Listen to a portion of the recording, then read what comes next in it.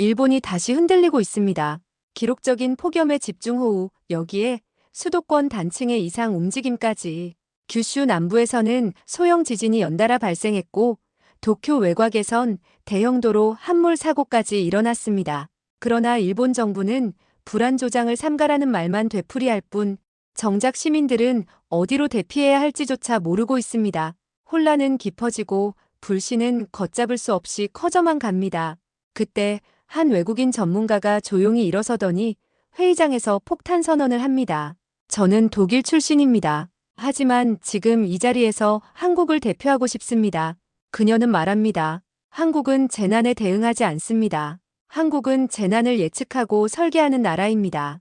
도대체 그녀는 한국에서 무엇을 보고 돌아왔을까요? 지금부터 그 놀라운 이야기를 공개합니다.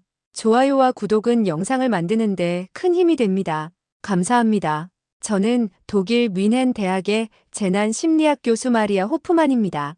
20년 넘게 이 분야에서 일해왔고 유럽 각국의 재난 대응 시스템을 컨설팅해왔죠. 솔직히 말하면 저는 제 실력에 대한 자부심이 상당했습니다. 2025년 3월 유엔에서 연락이 왔어요. 일본 재난심리지원 자문으로 파견해달라는 요청이었습니다. 아시아 지역은 처음이었지만 별로 기대하지 않았어요. 특히 한국에 대해서는 더욱 그랬습니다. 서류는 화려한데 실전은 늘 혼돈이지. 이게 제가 한국을 바라보던 시각이었어요. 2022년 8월 서울 강남 침수 사태를 보면서 더욱 확신했습니다. 115년 만에 기록적 폭우라고 하더군요. 그런데 결과는 어땠나요? 강남 일대가 완전히 마비됐잖아요. 주요 도로와 상가, 지하철역이 물에 잠겼습니다. 교통과 상업활동이 완전히 멈췄어요. 병원에는 외상과 호흡기 질환 환자들이 몰려들었는데 제대로 된 대응은 없었죠. 응급 연락체계는 가동됐다고 하지만 정작 시민들은 정보 부족으로 혼란만 겪었어요. 저는 동료들에게 이렇게 말하곤 했습니다. 한국은 재난을 쇼처럼 만들어요. 진짜 생명은 숫자로만 존재할 뿐이죠. 냉소적이었다고요? 맞습니다. 하지만 그때는 정말 그렇게 생각했어요. 유럽의 체계적인 시스템에 익숙했던 저에게 아시아는 그저 겉만 번지르르 한 곳으로 보였거든요. 화려한 발표 자료는 많지만 정작 실전에서는 혼돈뿐이라고 생각했습니다. 일본행 비행기에 오르면서도 마찬가지였습니다.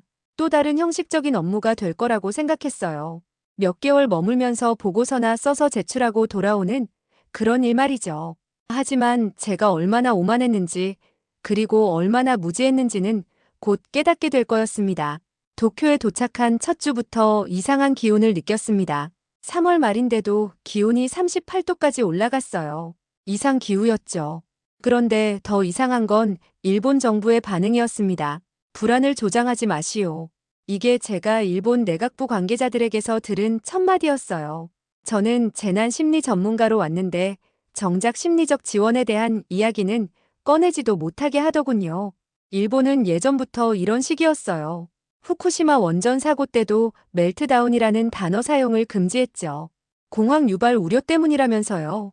실황 보도도 제한하고 정부 답변도 최소한으로만 했습니다. 그러던 중 진짜 재난이 터졌습니다. 리히터 규모 6.2의 지진이 도쿄 근교를 강타했어요. 그것도 폭염이 계속되는 가운데 말이죠. 설상가상으로 집중호우까지 몰아쳤습니다. 저는 현장으로 달려갔습니다. 재난 심리 전문가로서 할 일이 있다고 생각했거든요. 하지만 정부 당국자들은 저를 현장에 보내지 않으려 했어요. 과도한 개입은 오히려 혼란만 가중시킵니다. 결국 제가 직접 나섰습니다. 공식 루트가 막혔으니 개인 자격으로라도 가봐야겠다고 생각했어요. 그래서 본 것이 충격적이었습니다. 정부는 아무것도 하지 않고 있었어요. 물론 구조 작업은 진행되고 있었습니다. 하지만 시민들의 심리적 트라우마에 대한 지원은 전무했죠. 사람들은 그저 스스로를 위로하며 서로 의지하고 있을 뿐이었어요. 내가 본 건 정부가 아닌 시민들 스스로 서로를 위로하는 모습뿐이었어요. 그 모습을 보면서 오래된 기억이 떠올랐습니다. 2004년 인도네시아 쓰나미 때의 일이었어요.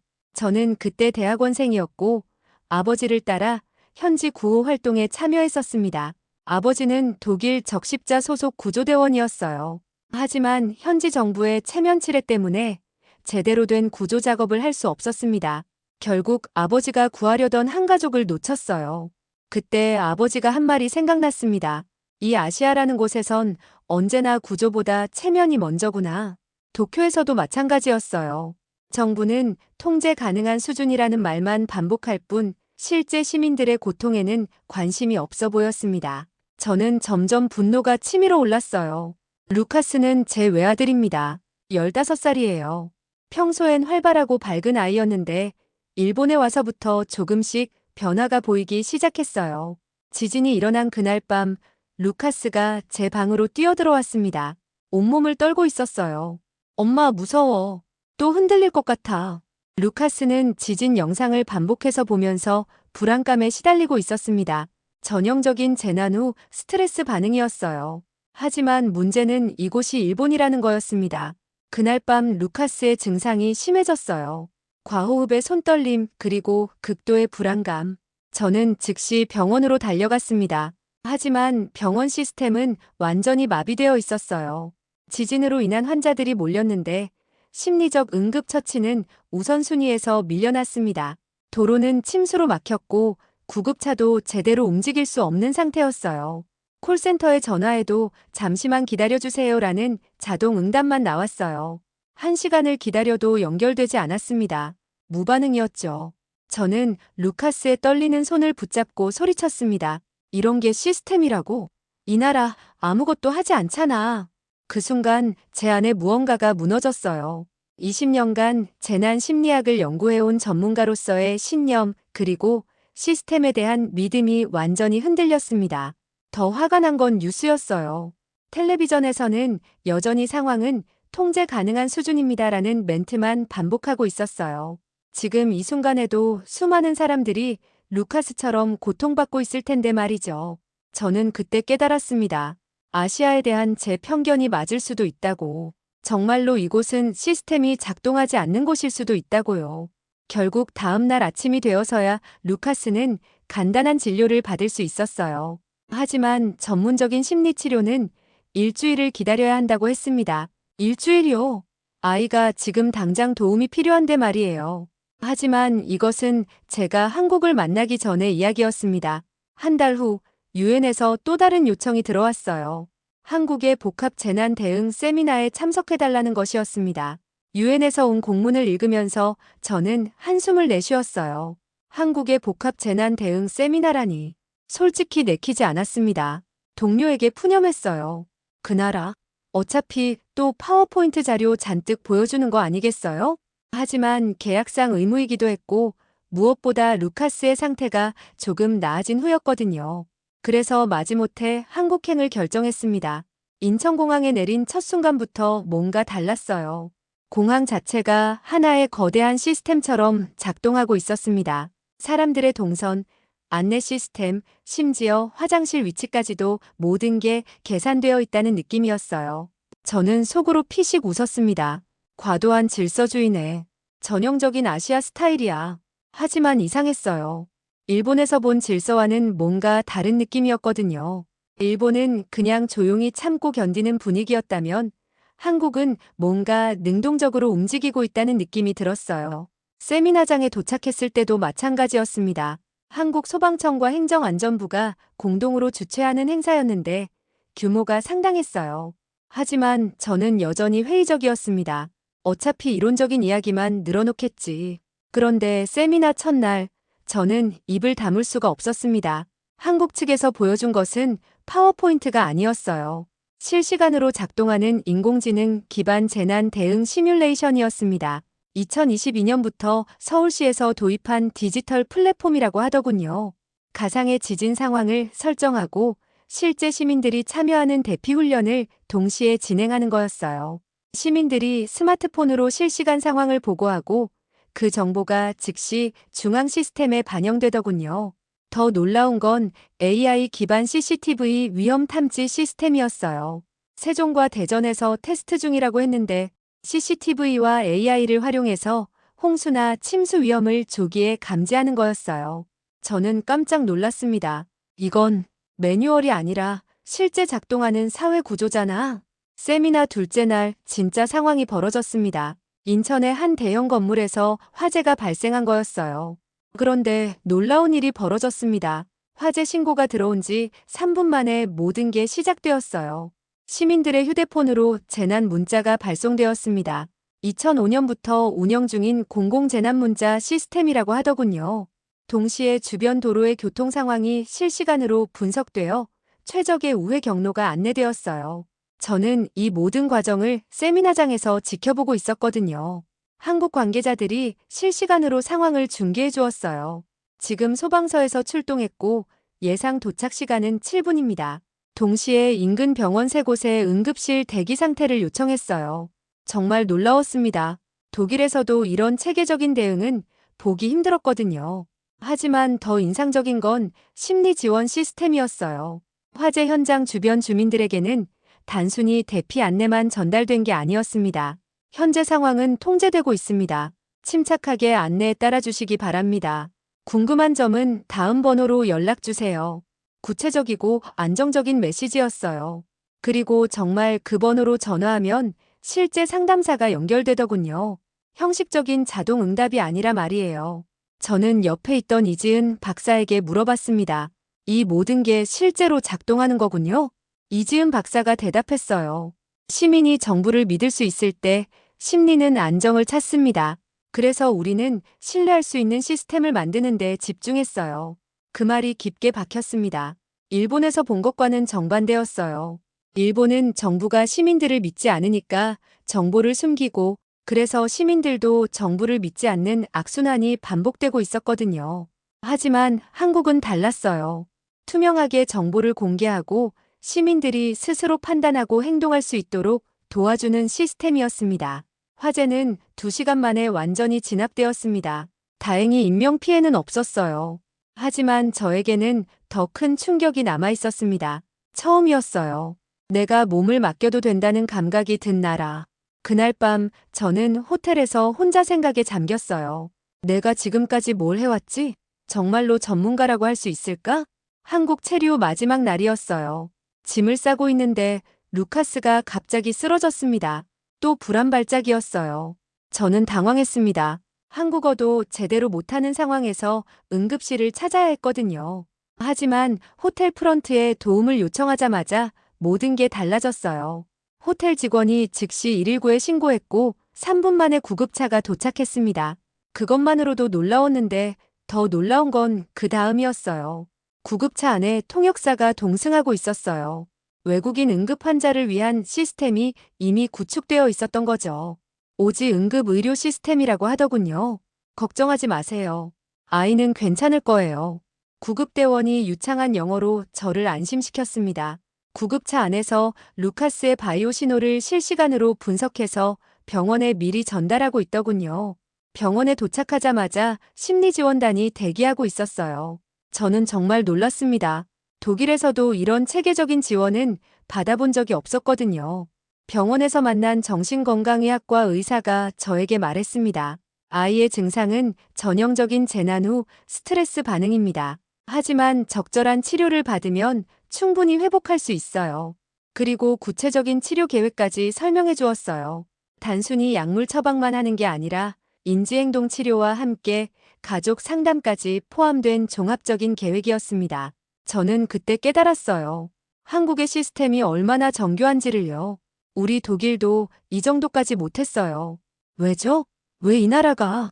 저는 의사에게 물어봤습니다. 의사가 대답했어요. 우리는 재난을 겪으면서 배웠어요. 시스템이 사람을 지켜야 한다는 걸 말이죠. 그 말이 가슴에 와닿았습니다. 독일은 재난이 적은 나라예요. 그래서 오히려 이런 시스템 구축에 소홀했을 수도 있겠다는 생각이 들었어요. 하지만 한국은 달랐습니다. 끊임없는 재난과 위기를 겪으면서 진짜 작동하는 시스템을 만들어낸 거였어요. 루카스는 하루 만에 많이 나아졌습니다. 한국의 치료 시스템 덕분이었어요. 저는 처음으로 자국의 시스템에 회의감을 가졌습니다. 우리가 정말 선진국이라고 할 수 있을까? 아니면 그냥 자만하고 있던 건 아닐까? 일본으로 돌아온 다음 주 긴급회의가 소집되었어요. 도쿄 지진 이후 재난 대응 체계를 점검하자는 취지였습니다. 저도 자문위원 자격으로 참석했어요. 회의실에는 내각부, 총무성, 후생노동성 관계자들이 모여 있었습니다. 분위기는 여전히 형식적이었어요. 한 관료가 발언했습니다. 과잉 대응은 국민 불안만 조장합니다. 우리는 침착함을 유지해야 해요. 그 순간 저는 참을 수 없었습니다. 일어서서 말했어요. 과잉 대응이라고 하셨나요? 그건 생명을 지키기 위한 최소한의 존중입니다.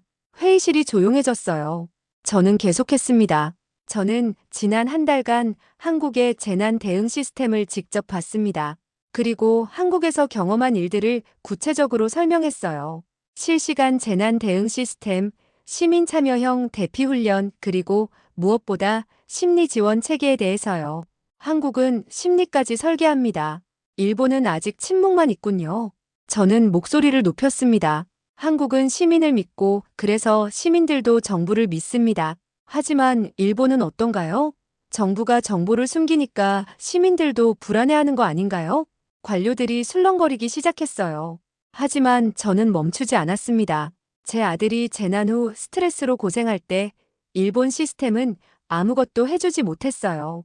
하지만 한국에서는 3분 만에 전문적인 도움을 받을 수 있었습니다. 그때 한 지자체 관계자가 손을 들었어요. 구체적으로 어떤 부분을 벤치마킹할 수 있을까요? 저는 그 질문을 기다리고 있었어요. 한국에서 본 것들을 하나하나 설명했습니다. 회의가 끝날 때쯤 몇몇 참석자들이 박수를 보냈어요. 그리고 일부 지자체에서는 변화 조짐을 보이기 시작했습니다. 물론 중앙정부는 여전히 소극적이었어요. 하지만 변화의 싹은 보였습니다. 독일로 돌아온 저는 바로 보고서 작성에 들어갔습니다. 내무부에 제출할 공식 보고서였어요. 하지만 평범한 출장 보고서가 아니었습니다.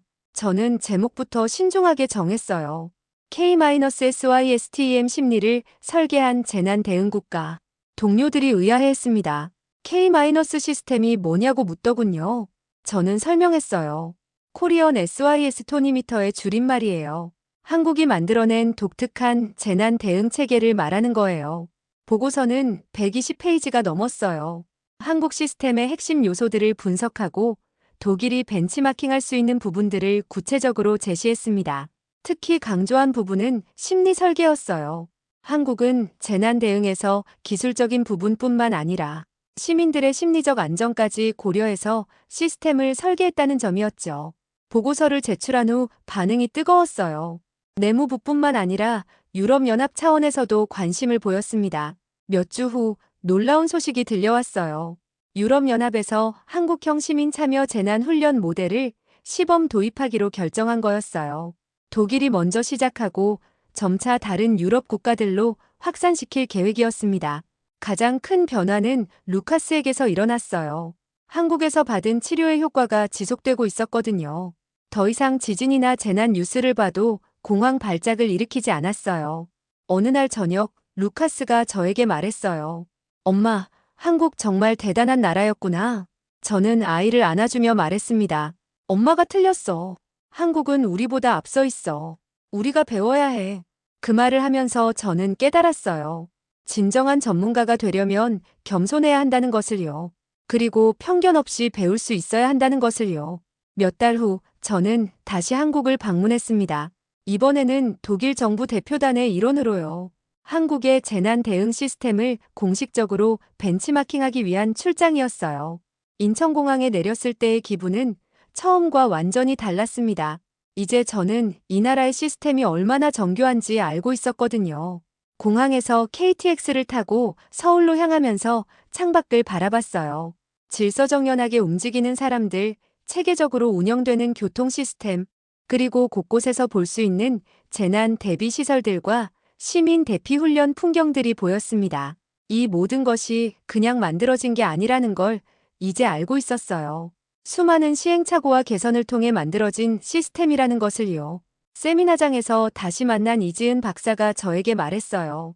마리아 교수님이 쓰신 보고서 덕분에 유럽에서도 관심을 갖게 됐다고 들었어요. 저는 고개를 숙였습니다. 제가 배운 걸 전달했을 뿐이에요. 오히려 감사해야 할 사람은 저예요. 그날 저녁 호텔에서 루카스와 화상 통화를 했어요. 아이가 밝게 웃으며 말했습니다. 엄마, 나 이제 완전히 괜찮아졌어. 한국 의사 선생님이 정말 잘 고쳐주셨네. 저는 아이에게 말했어요. 그래, 한국은 정말 대단한 나라야. 엄마도 많이 배우고 있어. 창밖을 바라보니 늦은 시간임에도 시민 대피 훈련이 진행되고 있었어요. 사람들이 진지하게 참여하는 모습이 보였습니다. 저는 그때 확신했어요. 이건 국뽕이 아니라고. 이건 생존을 위한 시스템이라고요. 한국은 재난과 위기를 통해 배웠습니다. 그리고 그 경험을 바탕으로 세계에서 가장 앞선 재난 대응 시스템을 만들어냈어요.